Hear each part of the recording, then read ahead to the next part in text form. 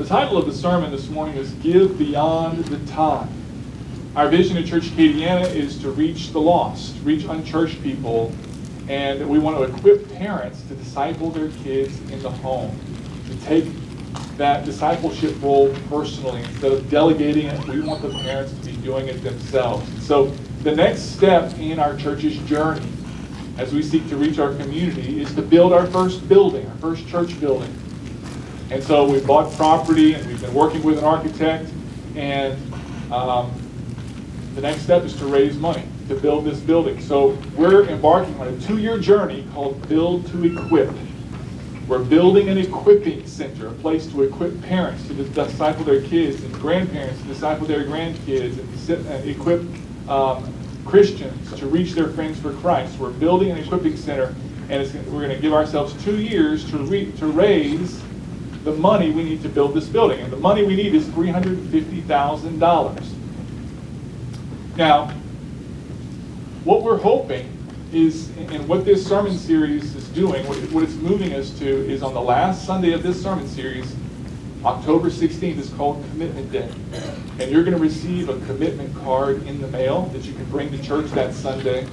And what our hope and plan is that on Commitment Day, everybody would come forward with their pledge of what they're going to be giving for the next 2 years, over the next 2 years, the total amount of what you're going to give, not just to our church, but to Build to Equip specifically. And what our hope is that we'll add up all of those pledges as well as what we have in savings, and that'll add up to $350,000.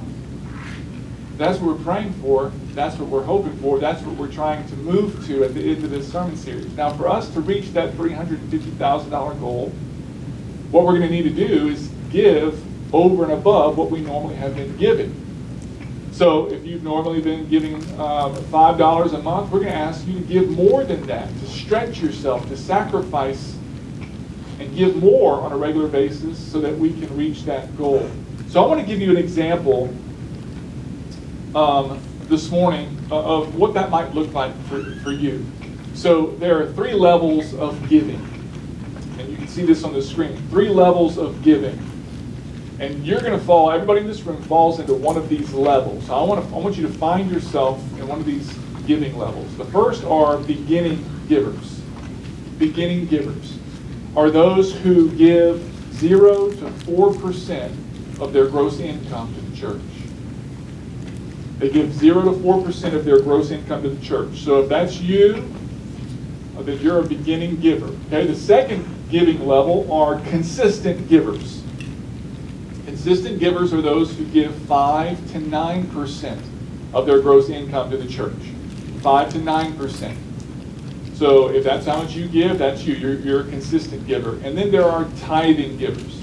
Tithing givers are those who bring the full tenth or more of their gross income to the church. So if you're a tithing giver, if you give 10% or more, that's you. Now, for us to be able to reach our goal, that $350,000 goal, what we want to ask you to do and challenge you to do, along with myself, Lydia and I are participating in this as well, is for you to move up a level. And so if you are a beginning giver, for the next 2 years, what we want you to do for Build to Equip is make a 2-year commitment that you're going to give over and above that. You become a consistent giver for the next 2 years. You've been giving 0 to 4% for the next 2 years, give 5 to 9%. And if you are a consistent giver, we want you to move up to tithing for the next 2 years. Not for the rest of your life necessarily, just make a commitment. For the next 2 years, we're going to be tithing givers. We're going to give 10% or more to Build to Equip. Now, or to the church. Now, really, if you're a beginning giver or a consistent giver, this is very important. I want you to understand what we're doing. If you're a beginning giver or a consistent giver, we want you to move up a level, but I want you to know that really you're not giving to Build to Equip. You're just giving to the church general fund. So if you're not a tithing giver, if you're not giving a tithe or more, then you're just giving to the church, just regular general fund. Build to Equip is for those who are tithing givers. So if you're a tither, then Build to Equip is really for you. If you're already a tither, then what we want to challenge you to do for the next 2 years is to give over and above your tithe. Give your regular amount that you normally give to the church and general fund, and then whatever you've decided to give, to build to equip, over and above, you set that aside for the building campaign. So, but whatever level of giving you're at, we want to challenge you to move to the next level, and that's how we're going to reach our goal. That's the kind of giving that it's going to take. And so what I want you to do is I want you to just be praying and preparing, and on October 16th, I want you to come ready to make your pledge. Now, to prepare for this season of giving, this 2-year period, we're doing this sermon series called the Generosity Ladder. A ladder is a tool that helps you rise to a higher level. We're doing this sermon series to help us rise to a higher level of giving. And each step on the ladder, you can see the graphic on the screen. Each step on the ladder represents an important step a person has to take to move from being a stingy person to a generous person. Last week, we looked at the third step, which is start with the tithe. Begin with the tithe. It's so important that you become a tither, eventually become a tither as a Christian, because that's a step of obedience. And generosity doesn't actually begin until after the tithe, because the Bible says if you're not tithing, you're actually robbing God. So you can't be a robber and generous at the same time. So generosity, if you want to become a generous person, as God is generous, He wants us to be generous, you got to start with the tithe, begin there. But tithing is just the starting place. It's not the finish line. It's not the goal of generosity. Tithing is like training wheels. It helps us to learn how to give. It helps us get in the habit of just living open-handedly and saying, God, really my money's not mine, it's yours. Tithing gets us started, but it's not the finish line. The goal is for us to just be completely open-handed and say, God, everything I have is yours. And so as I go about my day, I'm already tithing, but as I go about my day, Lord, and I'm just open to any opportunities that you give me, and any leading that the Spirit prompts and says, I want you to help here, I want you to give to this cause, I want you to give to this need. But just being open-handed and giving however much God wants us to give. That's the goal. Now, to help us with that, we're going to look at a story this morning of a woman who makes tithing look really, really easy. It's in Mark chapter 12, verses 41 through 44. Mark 12, 41 through 44. It says, Jesus sat down near the collection box in the temple, and he watched as the crowds dropped in their money. Many rich people put in large amounts. Then a poor widow came and dropped in 2 small coins. Jesus called his disciples to him and said, I tell you the truth, this poor widow has given more, it's a key word, more, than all the others who are making contributions. For they gave a tiny part of their surplus, but she, poor as she is, has given everything she had to live on. So Jesus and his disciples are in Jerusalem at the time, and they're in the temple. They're in part of the temple that's called the Court of Women, which is where the Jewish women and children worshiped whenever they went to the temple. And Jesus sat down near the collection box. Now, in the Court of Women, there were 13 collection boxes, or what we would call an offering box. And they were called shofar chests. A shofar is a ram's horn.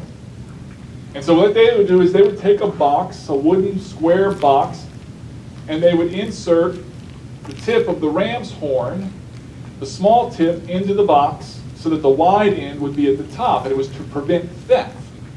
And so they had 13 of these shofar chests in the temple, and that's how you made your contribution. Jesus and his disciples were in that part of the temple, and Jesus was sitting next to the boxes, the offering boxes, and he was watching as people came along and they gave their offerings. Now Jesus says that many rich people put in large sums of money, but a poor widow only gave 2 small coins.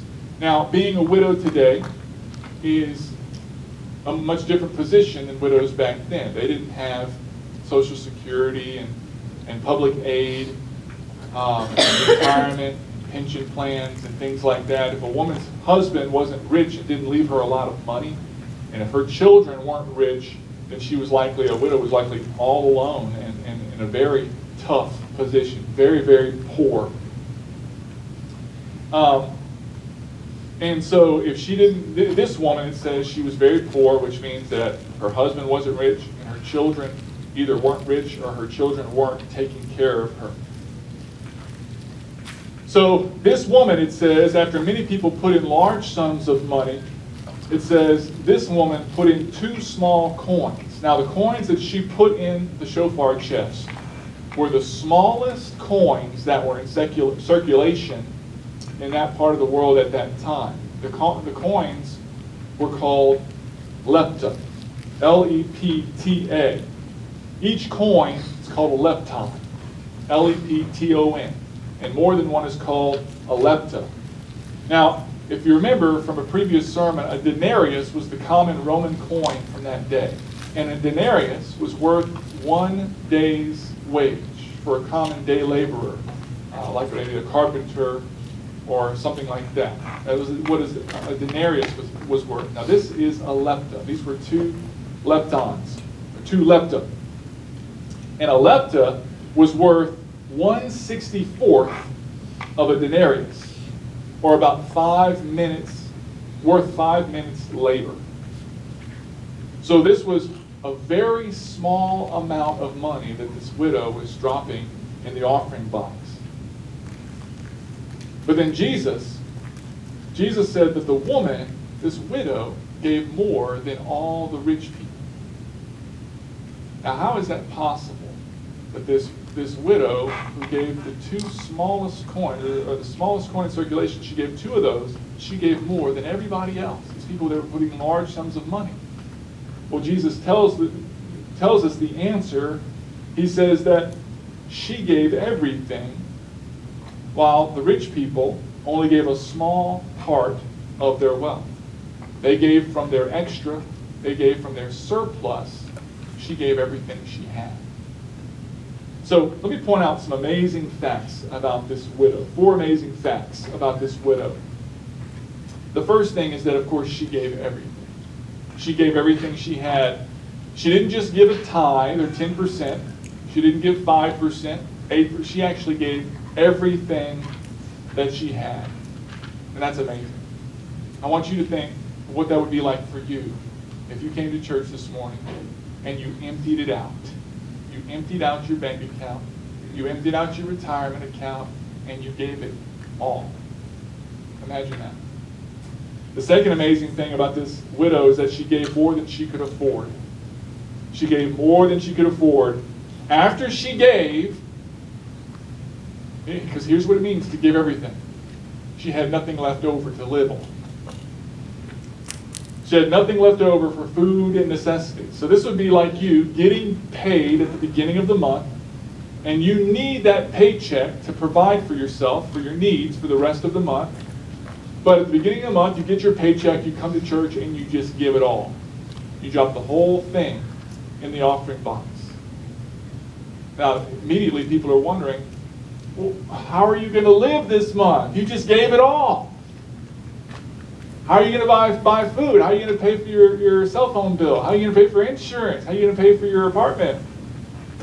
Well, she gave it all. So she had nothing left over. That's exactly what she did. And C.S. Lewis, the author, he talks about how Christians should give. He says, I'm afraid the only safe rule is to give more than we can spare. As we're thinking about how much should we give as Christians, he says, I'm afraid the only safe rule is to give more than we can spare, more than we can afford. In other words, if our expenditure on comforts, luxuries, amusements, etc., is up to the standard common among those with the same income as our own, we are probably giving away too little. In other words, if you're spending the same amount on comforts, luxuries, entertainment, vacations as your non-Christian friends, you're probably giving away way too little. You're probably giving way too little. He goes on, he says, if our charities, the money that you give, if our charities do not at all pinch or hamper us, I should say they are too small. There ought to be things we should like to do, but cannot do, because our charitable expenditure excludes them. So she gave more than she could afford. Here's number 3. The third amazing fact about this widow is that she gave voluntarily. She gave voluntarily. Now remember that there were 13 offering boxes or shofar chests in the temple. And each of them was labeled for a different offering. Some were labeled free will offerings, which is a love offering, which is an offering that you are not compelled to give, that you just give. You just feel like saying, it's a way of saying, I love you, Lord, by giving a little extra. And we know because her offering was so little that it wasn't a tithe. We know that it wasn't a tax. It was so little, we know that her offering was simply a love offering. It was a free will offering. And that's amazing that she gave everything. She gave more than she could afford, but she was under no compulsion to do so. She did it completely out of love for the Lord. She did it completely out of obedience. Maybe God had told her to. She did it completely out of faith. Just knowing God is my provider. She gave voluntarily. Here's number 4. The fourth amazing fact about this widow is that she gave, even though her offering wouldn't make much of a difference. She gave even though her offering wouldn't make much of a difference. Now, one of the things that the free will offerings were used for was temple renovations, temple construction, temple upkeep. Now, 2 lepta is not going to make much of a dent in terms of temple renovations. And she had to have known this, obviously. She knew that this contribution that I'm making today, it's not really going to make a dent. And yet she gave anyway. It's very easy, or it would have been very easy for her to say, this offering, this contribution, nobody's going to notice if I give, and nobody's going to notice or miss it if I don't give. Therefore, I'm just not going to give. It's very easy for her to do that, but she still chose to give, even though her offering wouldn't make much of a difference. So let me give you 4 lessons now. Those are 4 facts about the widow. Now let's apply it to us. 4 lessons on generosity. The first thing is that God watches your giving activity. God watches your giving activity. So the first thing that jumped out to me about this story was that Jesus and his disciples, they're sitting right next to the offering chests, and Jesus is watching as people are giving. One of the obstacles that prevents many Christians from growing in Christ is that they want to keep God and money separate. They want to have a relationship with God, but they don't want their spiritual life to touch their financial life. They love God, but they don't want God to have anything to do with their money. But this story proves that Jesus watches and cares about what we give. Watches and cares about what we do with our finances. It matters to him. Mark 12:41 says, Jesus sat down near the collection box in the temple, and he watched as the crowds dropped in their money.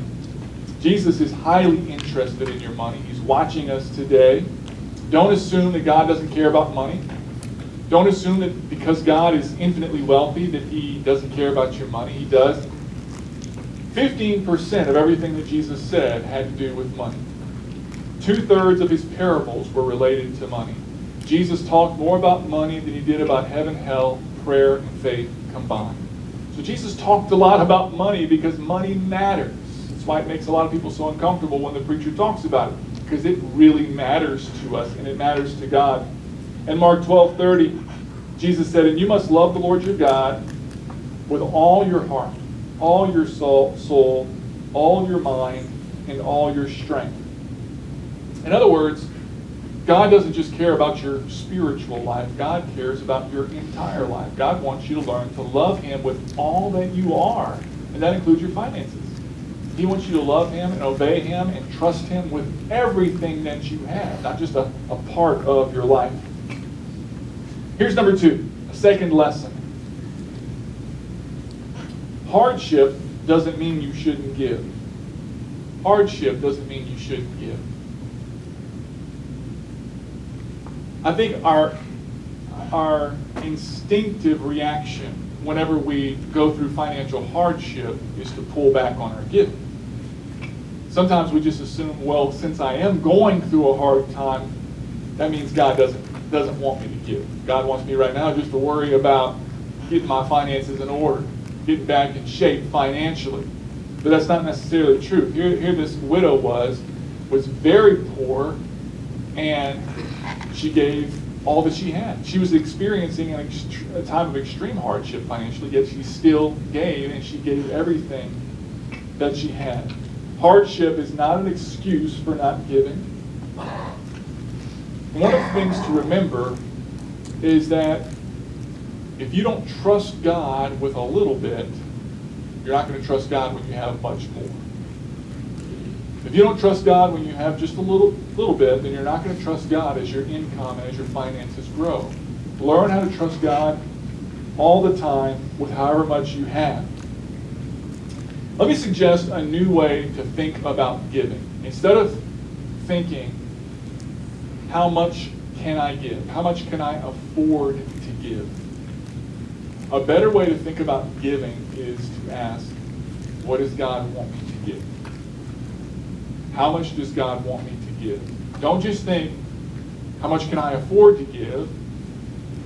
The better question really is, how much does God want me to give? Because like this widow, you may not have much, and yet God may still want you to give a lot. You may not have much, but God may call you to give it all. You may have a lot, and God may call you to give a lot. So really, it's not about how much you have. The basic question is, Lord, how much do you want me to give?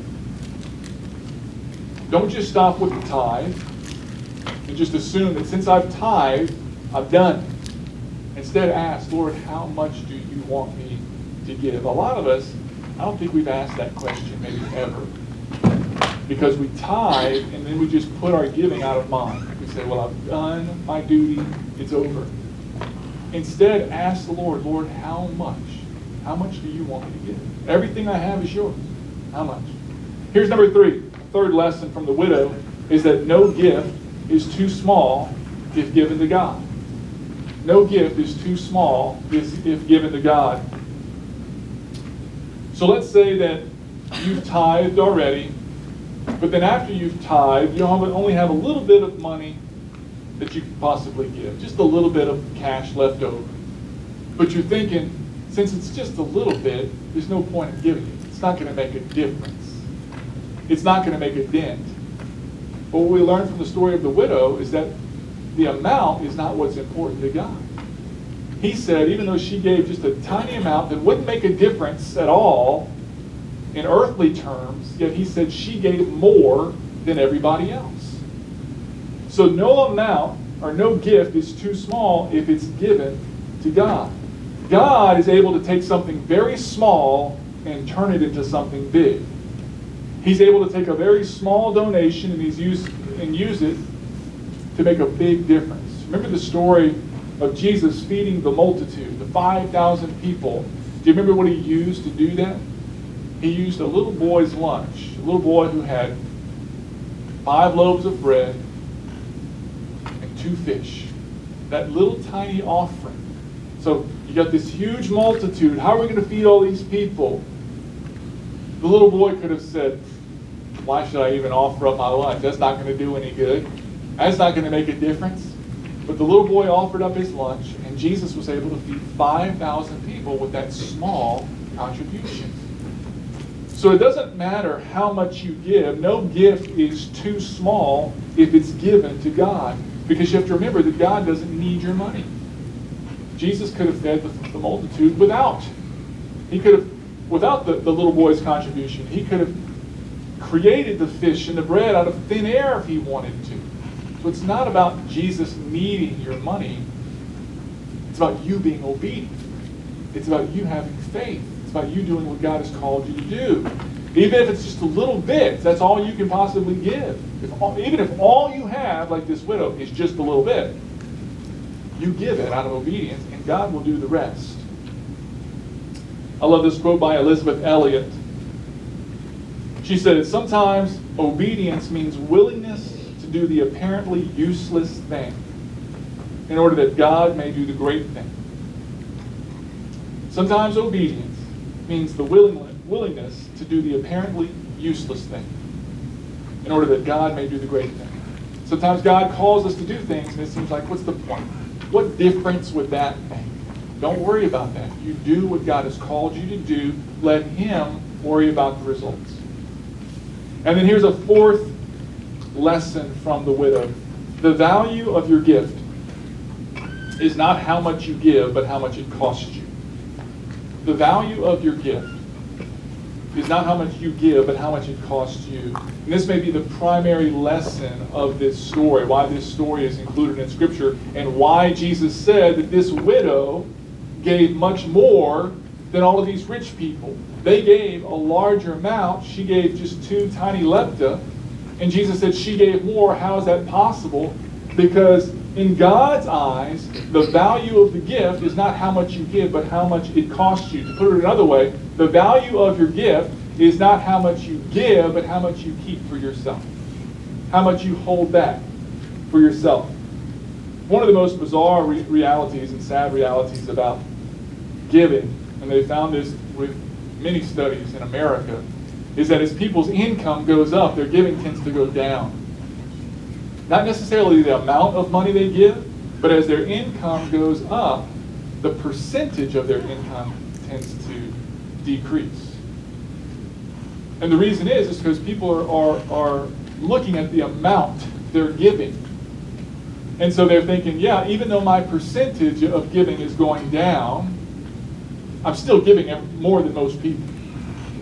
The amount that I'm giving is still more than most of the people I know. And that's what they're looking at. They're looking at the amount they're giving when God is not impressed with the amount of money you give. Whether you give $1 or $1,000, that doesn't impress God. That doesn't speak to God. What speaks to God is what it costs you to give them. You know, one of the things that I'm afraid of is that in our church, I'm afraid that the poorer people will have more faith and be more obedient than the rich people. I'm afraid that the children will be more obedient and have more faith than the adults. A couple of weeks ago, after I preached the sermon on stewardship, we had a young man in our church, middle school age, doesn't have much money at all, but just about gave the entire amount. $50, I believe it was. Just gave it to Build to Equip. Now, that was close to all that he had. That was just about everything. Now remember the lesson from this story. The value of your gift is not the amount, but it's what it costs you. So I was thinking after that young man gave that gift, I was thinking, man, in God's eyes, is this young man going to give more to Build to Equip than me? Is he going to give more? Is he more generous than me? If his gift cost him more, then my gift costs me. And that's what the Bible is saying. It's not how much you give. It's how much it costs you. It's not how much you give. It's how much you hold back from yourself. So I want you children, you kids, students, I want you to continue to be involved in this. And adults, let's make sure that the kids don't outgive us. Because their gift may be smaller, but if it costs them more, that's what's going to happen. We don't want that to happen. As we raise money for Build to Equip, one of the things that we have to remember is that everybody cannot give the same thing because we don't all have the same amount to give. But we can all sacrifice the same amount. We can all make the same sacrifices. We can all exercise the same faith and the same obedience. That's what it's going to take for us to reach the goal that God has put in front of us. We need all hands on deck, everybody exercising faith, everybody being obedient. That's all I ask. That's all I want from me and Lydia is let's ask the Lord, Lord, how much do you want to provide through us? And let's just be obedient, whatever that amount is for you. Some of you guys have heard of Rick Warren, and you may not be impressed with him, but this story that I tell you may cause you to respect him more. Rick Warren and his wife Kay, they started Saddleback Church in 1980, the year I was born. And it's in California, and it grew to become one of the largest churches in America, Saddleback Church. And when they first got married, Rick and his wife, they made a commitment that every year in their marriage, they would increase their tithe by 1%. So year one, they were tithing 10%. That means the second year of their marriage, they were going to move it to 11%. Third year to 12%. On and on, 13, 14. That was their commitment. Well, that was in 1980. Eventually, in 2002, Rick Warren wrote a book called The Purpose-Driven Life. You've heard of it probably. It was the best-selling nonfiction book next to the Bible. So naturally, Rick Warren made a lot of money from this book. Sometimes we see these megachurch TV preachers, and we see all the book deals and all the speaking tours that they do, and we're like, man, this person makes a lot of money. And I just don't know if they should be making all that money as a preacher. Well, one of his friends, Rick Warren, asked him, what are you going to do with all that money? And so Rick Warren said, well, I don't know. I'm going to pray about it, and I'll let you know. So they talked a little bit later, and he asked him again, so what did you decide to do with all that money? And here's what he said. The first thing is that he didn't change his lifestyle.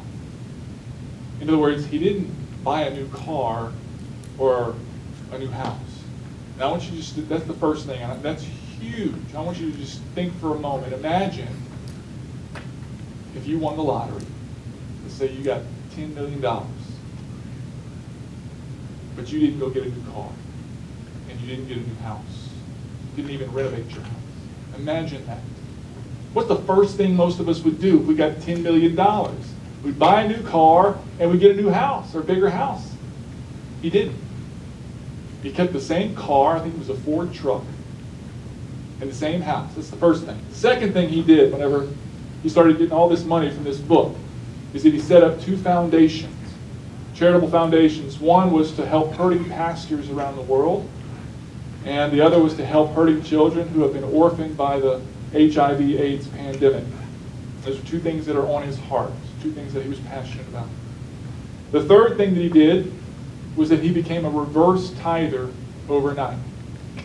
So remember, his goal was to give, he and his wife, their goal, and I keep saying him, it's really him and his wife making these decisions together. But his goal was to give 1% more every year, 10%, 11%, 12%. Well, when all this money came in from the book, they immediately became reverse tithers, so they gave 90% and lived on the last 10%. Now imagine again that you won $10 million and you decided we're going to keep 1 and give God 10. How many people would do that? We're going to keep 1 and give God 10. We're only going to keep 10%, give God 90. It's pretty admirable. The fourth thing that he did was that he stopped taking a salary from the church.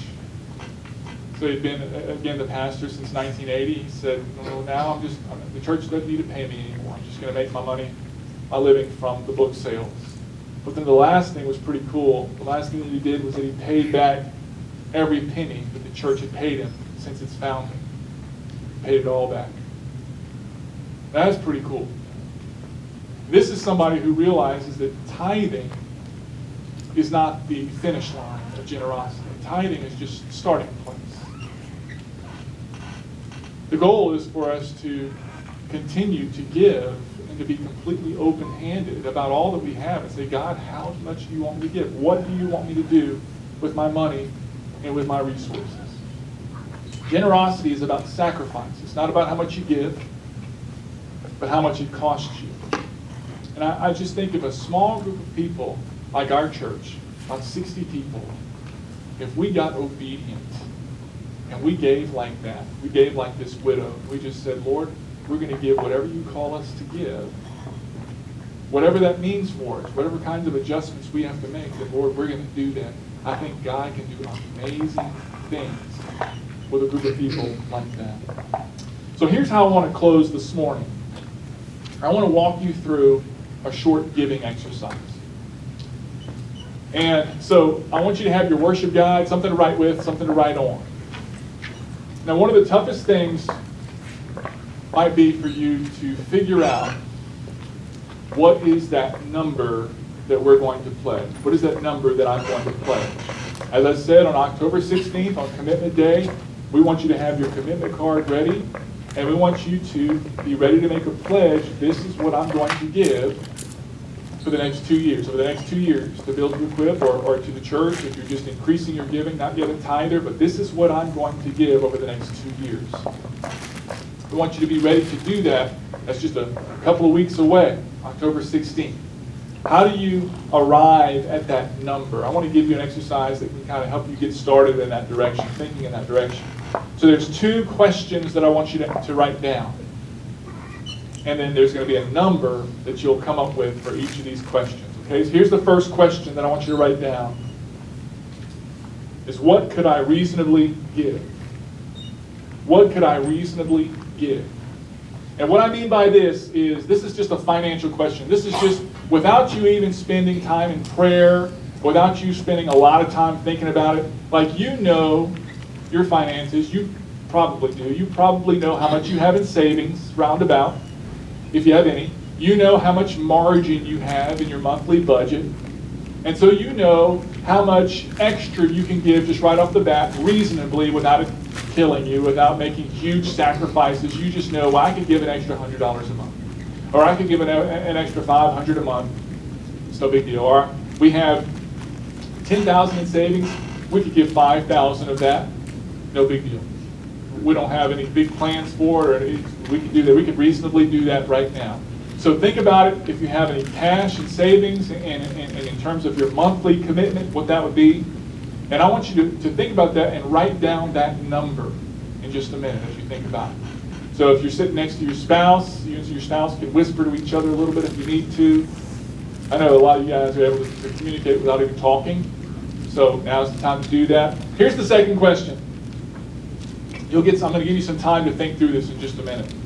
The second question is, what could I reprioritize and be able to give? What could I reprioritize and be able to give? So this number is going to be bigger than the first number. So this number is, if you made some simple sacrifices, if you intentionally changed or adjusted your patterns, changed and adjusted your spending, how much could you give? So this is really a math question. And there's a chart that I want Josie to put up on the screen. What I mean is, this is more of a sacrifice question. So the first question is just what could we reasonably give without making huge sacrifices, just reasonably. We have plenty of margin, we have stuff in savings, this is how much we can reasonably give. This is more of a sacrificial question. So these are the types of changes that I'm talking about. So I don't know if you could read that well from where you are, but like if your family eliminated one meal per week, that would be $35. Add that up over the course of a year, that's $1,820.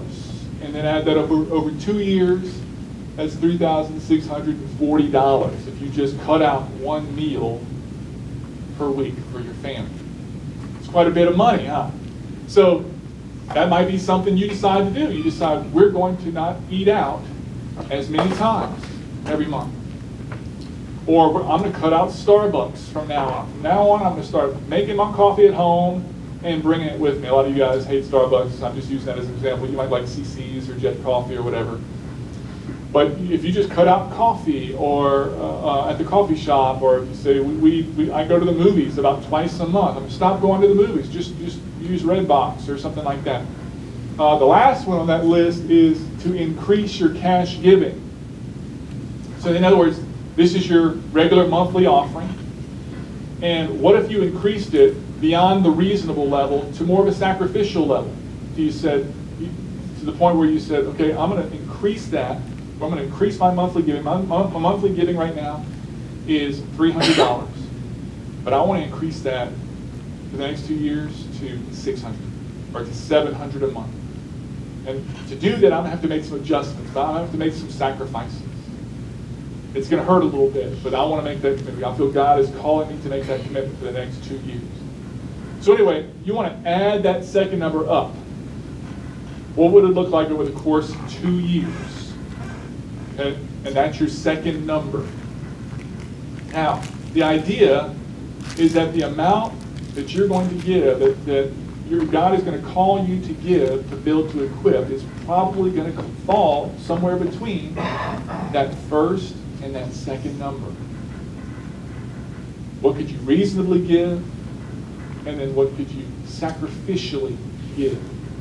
And then what I want you to do is, over the next couple of weeks, as we approach October 16th, is I want you to pray and say, Lord, how much do you want me to give? How much do you want to provide through me? And then I simply want you to be obedient. Is that reasonable? Just ask you to be obedient. Just say, Lord, how much do you want to provide through me? And then just be obedient and come prepared on October 16th with your pledge. What I want to do now is Mary's going to lead us in a song. I want you to stay seated, and I want you to use this time. If you want to sing, you can, but I want you to use this time to actually think through those two numbers. So Mary's going to sing, and then you just sit there, pray, think about your two numbers, think about what your pledge is going to be for October 16th. After the song, I'll come back up and close with some prayer.